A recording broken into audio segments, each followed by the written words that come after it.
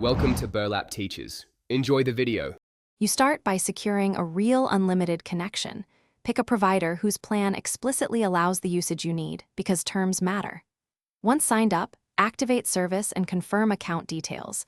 ID, payment, device IMEI, so provisioning completes without delays. Make sure to read the fair use policy and note any throttling thresholds, for example after 50 GB. This prevents surprises. Now that billing and activation are verified, set aside the login and APN information. You'll need them in the next step. Next, connect and configure the device that will deliver unlimited access, your modem, router, or 4G/5G hotspot. You enter the APN and provider credentials, then update firmware so stability and security are current. You should enable WPA3 or WPA2, choose a strong password, and create a guest SSID to isolate other devices. Once done, enable CO-S to prioritize critical traffic, and optionally a VPN if privacy or geo-routing is required.